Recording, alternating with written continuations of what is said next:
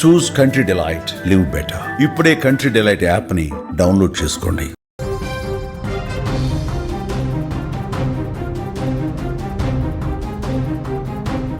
ప్రస్తుత సమాజంలో అనుమానం అనేటువంటి పెనుభూతం ఎన్నో కాపురాలను, కుటుంబాలను ఛిద్రం చేస్తుంది.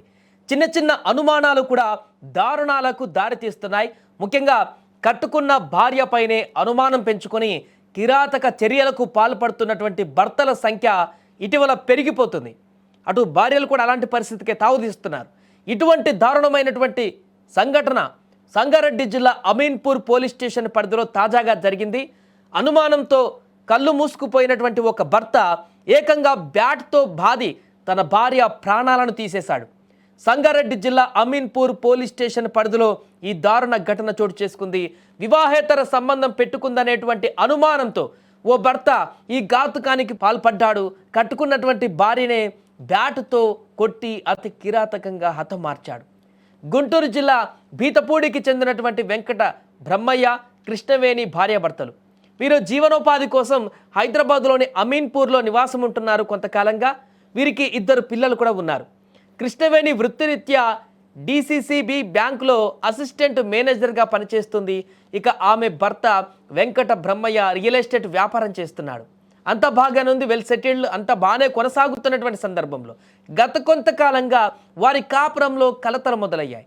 తన భార్య వెంకట బ్రహ్మయ్యకు అనుమానం పెరిగింది. తన భార్య పైన వివాహేతర సంబంధం పెట్టుకుందని అనుమానం క్రమక్రమంగా పెరిగి నిత్యం ఆమెతో గొడవ పడేందుకు దారితీసింది.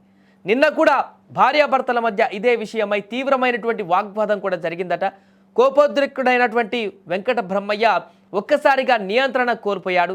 ఇంట్లో ఉన్న బ్యాటును తీసుకొని కృష్ణవేణిని అతి కిరాతకంగా కొట్టాడు. ఈ దాడిలో తీవ్రంగా గాయపడినటువంటి కృష్ణవేణి అక్కడికక్కడే మృతి చెందింది. సమాచారం అందుకున్నటువంటి అమీన్పూర్ పోలీసులు వెంటనే ఘటనా స్థలానికి చేరుకున్నారు. ఈ దారుణానికి పాల్పడిన నిందితుడు వెంకట బ్రహ్మయ్యను పోలీసులు అదుపులోకి తీసుకున్నారు.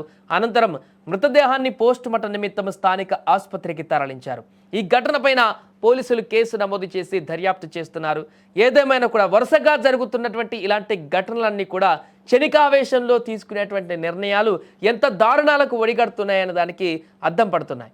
ముఖ్యంగా భార్యాభర్తల మధ్య ఉన్నటువంటి సంబంధాలను రోజు రోజుకు మరింత క్షీణింపజేసేటువంటి పరిస్థితిని గుర్తు చేస్తున్నాయి.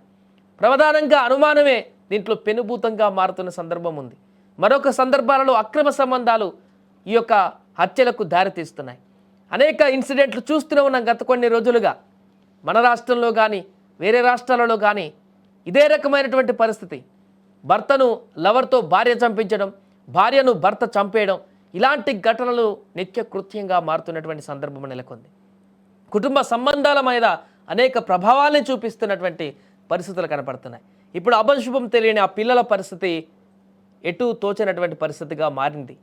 వారికి తెలీదు తల్లిదండ్రులు ఈ రకంగా పోట్లాడుకుంటారు, ఇంత దారుణమైనటువంటి పరిస్థితికి కారణమవుతారు, తల్లినే చంపేటువంటి పరిస్థితికి తన తండ్రి వెళ్తాడు అనేటువంటిది కూడా పిల్లలు ఊహించి ఉండరు. వెల్ సెటిల్డ్, మంచి ఉద్యోగంలో ఉంది ఆమె, ఇతను కూడా రియల్ ఎస్టేట్లో మంచి ఉన్నత స్థితిలో ఉన్నాడు, డబ్బులకు కొదవలేదు, హ్యాపీగా కొనసాగుతున్నటువంటి కుటుంబం. కానీ ఇక్కడ అనుమానం అనేటువంటి ఒక భూతం చేరింది వీరిద్దరి మధ్య.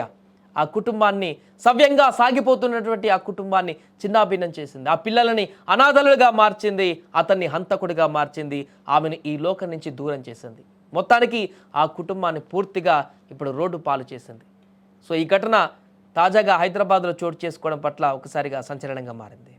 జిల్లా అమీన్పూర్ పోలీస్ స్టేషన్ పరిధిలో ఈరోజు ఉదయం 8:30 గంటలకు భార్యాభర్తలకు మధ్య గొడవ జరిగి భార్యను భర్త మర్డర్ చేయడం జరిగింది.